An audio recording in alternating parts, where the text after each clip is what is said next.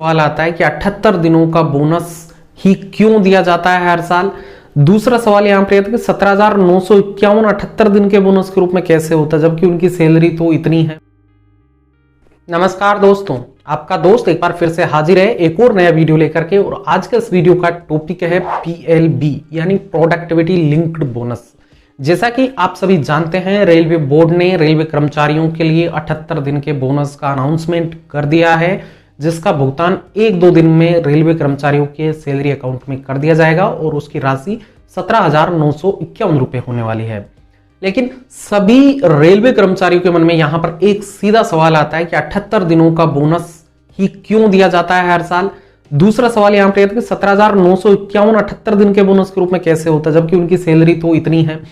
तो ऐसे अगर सवाल आपके मन में भी है तो प्लीज इस वीडियो को आपको एंड तक देखना है। इससे जुड़े हुए सारे सवालों के जवाब यानी PLB का पूरा डिटेल इस वीडियो में हम आपके लिए प्रस्तुत करने वाले हैं। तो प्लीज वीडियो को एंड तक बिना स्किप किए जरूर देखिए। वीडियो में आगे बढ़ने से पहले हमेशा की तरह आपके लिए 2 टास्क है। पहला, जल्दी से आप कमेंट बॉक्स में जाइए और आपका कोई भी सवाल है वो लिख दीजिए, उसके ऊपर हम बहुत जल्द एक वीडियो बना देंगे।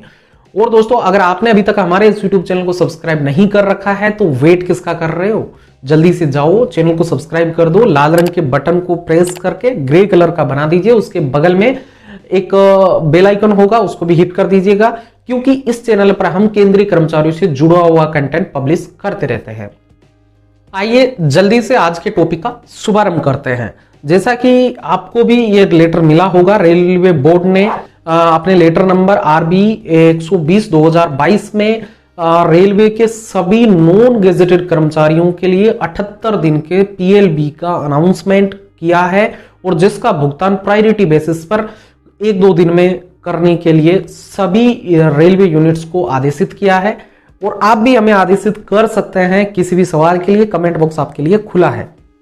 रेलवे बोर्ड के इस लेटर के अनुसार सभी नॉन गेजेटेड रेलवे कर्मचारियों को उनके सैलरी अकाउंट में 78 दिन के बोनस का भुगतान किया जाना है, और वो राशि 17,951 रुपए होने वाली है। ये बोनस यानी PLB RPF को छोड़ करके सभी नॉन गेजेटेड कर्मचारियों को दिया जाएगा। आइए अब PLB के अतीत को देखना पड़ेगा, जिससे आपके जो सवाल हमने अभी देखे हैं उनका जवाब आपको अतीत में झांकने से ही मिलेगा। तो सबसे पहले हम PLB के हिस्ट्री को थोड़ा देखते हैं, यानी बोनस के इतिहास के बारे में थोड़ा जानते हैं। बोनस का कंसेप्ट कब आया था, सबसे पहला सवाल तो यही है। तो विश्व में पहला बोनस टेक्सटाइल इंडस्ट्री में फर्स्ट वर्ल्ड वॉर के समय दिया गया था, और यह बोनस वर्कर्स के वेतन के 10% के बराबर था। अब बात करें कि भारत में बोनस का कंसेप्ट कब आया। विश्व में तो टेक्सटाइल इंडस्ट्री में आया है फर्स्ट वर्ल्ड वॉर के समय पर। आजादी के पश्चात अलग अलग संस्थाओं के वर्कर्स ने बोनस की डिमांड की, और सरकार ने 6 दिसंबर 1961 को बोनस एक्ट के लिए कमीशन का गठन किया था। बोनस पेमेंट के लिए गठित कमीशन ने अपनी रिपोर्ट 24 जनवरी 1964 को सरकार के पटल पर रख दी थी। बोनस एक्ट कमीशन 1961 की रिपोर्ट की रिकमेंडेशन पर सरकार ने बोनस पेमेंट एक्ट 1965 पारित किया था। यह एक्ट उन सभी फैक्ट्री और एस्टेब्लिशमेंट पर लागू होता है जिनमें 20 या 20 से अधिक कर्मचारी कार्यरत होते हैं। इसके आधार पर कम से कम कर्मचारी के वेतन का 8.33% राशि का भुगतान बोनस के रूप में कर्मचारी को देने का प्रावधान किया गया है। बोनस पेमेंट एक्ट भारतीय रेलवे पर लागू नहीं होता है, लेकिन PLB की जो बेसिक अवधारणा है वो भी इसी एक्ट पर आधारित है। आइए अब देखते हैं भारतीय रेलवे के PLB के इतिहास के बारे में थोड़ा सा जानते हैं। उसके बाद में आपको पता लगेगा कि ये 7,000 और 17,951 क्या है, ये क्यों दिया जा रहा है। तो इन सभी सवालों के लिए ये पार्ट आपके लिए बहुत इंपॉर्टेंट होने वाला है। वर्ष 1974 में AIRF के प्रेसिडेंट श्री जॉर्ज फर्नांडिस के लीडरशिप में रेलवे कर्मचारियों ने 20 दिन के लिए हड़ताल की थी, और उस हड़ताल में PLB की डिमांड प्रमुख थी। ये रेलवे के इतिहास की सबसे बड़ी हड़ताल है। इसके बाद में वर्ष 1978-79 में श्री चरण सिंह की सरकार ने PLB की डिमांड को यानी न्यूनतम बोनस की मांग को स्वीकार कर लिया था। आइए अब जानते हैं कि 78 दिन का बोनस ही क्यों दिया जा रहा है, 78 दिन का बोनस कैसे निर्धारित होता है। PLB के दिनों की गणना रेलवे के लोडिंग पर डिपेंड करती है। हम आपको इसकी ज्यादा डेप्थ में तो लेकर नहीं जाएंगे, लेकिन इतना समझ लीजिए कि लोडिंग बढ़ेगी तो पीएलबी के दिन भी बढ़ेंगे। जो पीएलबी अभी 78 दिन का मिल रहा है वो भी बढ़ेगा। पीएलबी का जो डेज है उनका निर्धारण रेलवे बोर्ड और यूनियन जो है कर्मचारियों का वो मिलकर के करेगा। तो वर्ष 2010-11 से 78 दिन का बोनस दिया जा रहा है। अब यहां पर आपको वर्ष 2010-11 और 20-21 के लोडिंग को मैं डेटा यहां पर बताना चाहूंगा, जिससे आपको पता लगेगा कि 78 दिन का बोनस सफिशिएंट है या कम है या ज्यादा है। तो 2010-11 की जो रिपोर्ट है उसके अनुसार रेलवे का लोडिंग था 921.73 मिलियन टन, जबकि 2021-22 का जो लोडिंग है वो है अप्रोक्सीमेटली 1418 मिलियन टन।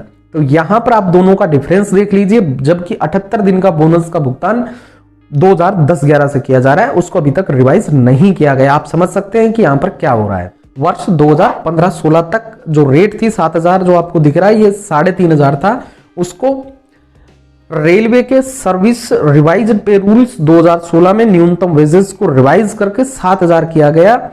तो यहां से जो ये 7,000 का कंसेप्ट है वो यहां से निकलता है।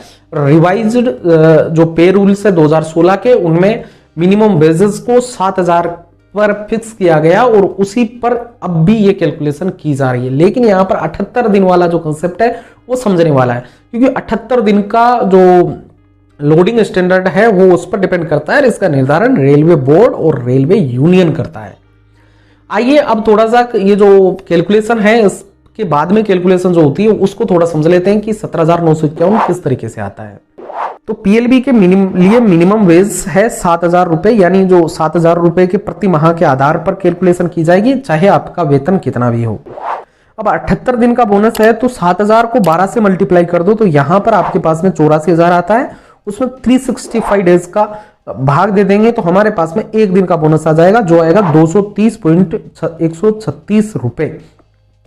और इसको अगर हम जो जितने दिन का डिक्लेयर किया गया है, यानी अभी 78 दिन का किया गया है, तो 78 दिन से मल्टीप्लाई कर देंगे तो यह आ जाएगा 17,951 रुपए। यहां पर हमारा पीएलबी से जुड़े हुए महत्वपूर्ण फैक्ट्स को आपके पास में पहुंचाने का प्रयास था। अगर ये प्रयास और ये इंफॉर्मेशन आपको अच्छी लगी हो तो वीडियो को लाइक जरूर कर दीजिएगा।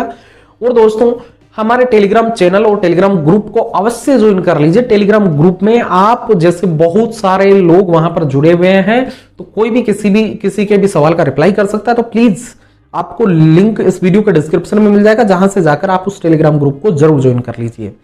और दोस्तों वीडियो को छोड़ने से पहले अगर आपने अभी तक हमारे इस यूट्यूब चैनल को सब्सक्राइब नहीं कर रखा है तो छोड़कर जाने से पहले सब्सक्राइब जरूर कर दीजिएगा, ताकि आगे भी हमारी मुलाकात होती रहे।